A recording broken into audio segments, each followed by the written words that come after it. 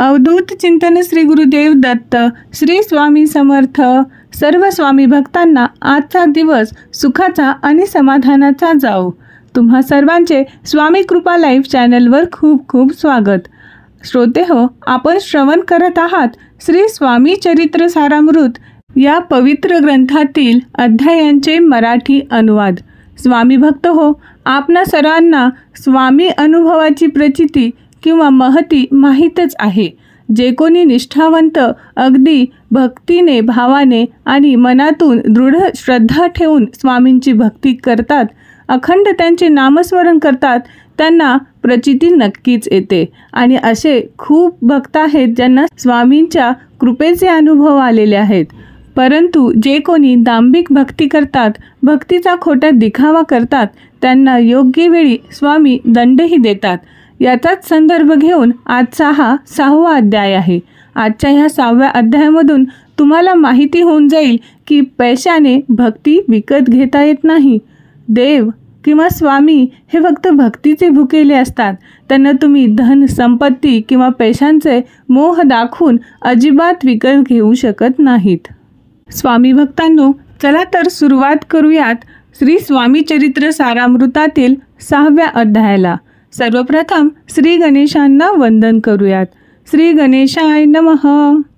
श्री स्वामी चरित्र सारामृत ह्या ग्रंथेचे रचयिते श्री विष्णुबुवा थोरात हे म्हणतात की ज्याप्रमाणे अध्ययन करीत असताना आपले गुरुजन किंवा शिक्षक आपल्या शिष्यांना किंवा आपल्या विद्यार्थ्याला त्याचे बोट धरून पुस्तकातील मुळाक्षरे व व्यंजने शिकवतात व मग त्याच्याकडून वदवून घेतात, अगदी त्याचप्रमाणे श्री स्वामी समर्थ महाराज आता माझ्याबरोबर गुरूंची भूमिका निभावत आहेत.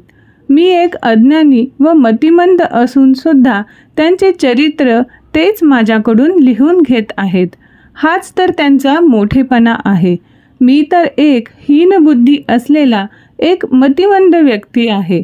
त्यामुळे त्यांचे चरित्र लिहित असताना त्यात काय गोडवा येईल हे तर आता पाठकच ठरवतील.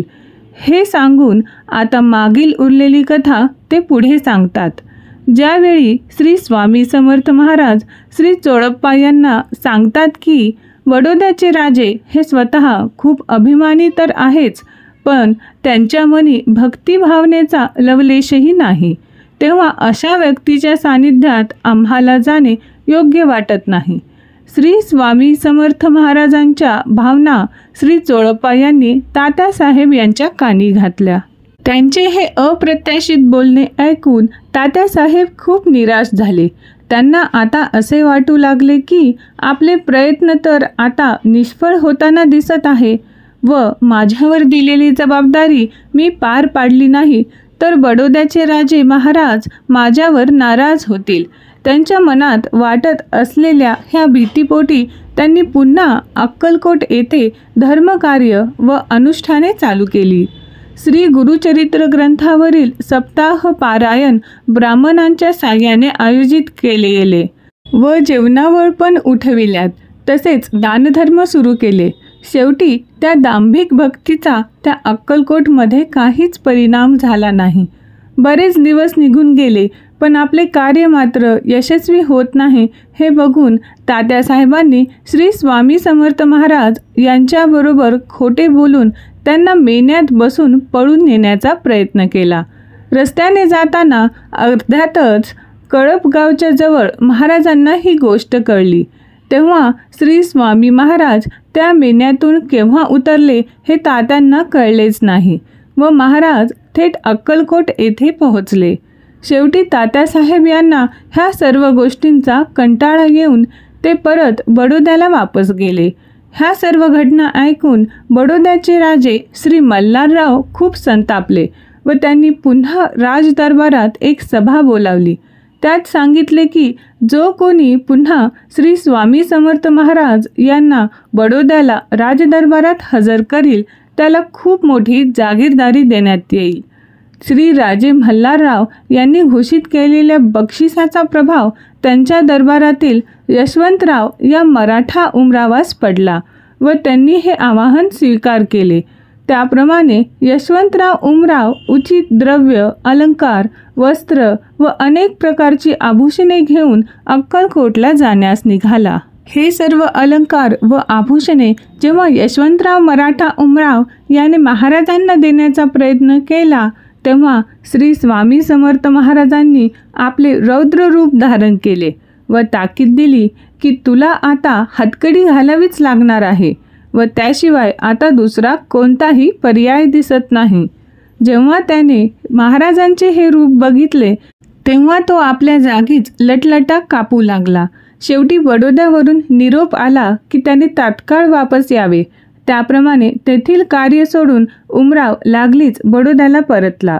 शेवटी श्री स्वामी महाराजांनी केलेली भविष्यवाणी पुढे सत्य झाली. श्री मल्हारराव राजे यांना आपले राज्य तर गमवावे लागलेच, परंतु त्याचा उमराव सरदार याच्यावर कोण्या एका साहेबांवर विषप्रयोग करण्याचा आरोप सिद्ध झाला व त्याच्या हाताला हातकडी लागली व त्याला तुरुंगात जावे लागले. हे सर्व महाराजांच्या अवकृपेचे फळ दोघांनाही भोगावे लागले. श्रोतेहो, येथे श्री स्वामी चरित्र सारामृत ह्या ग्रंथाचा 6वा अध्याय संपूर्ण होत आहे.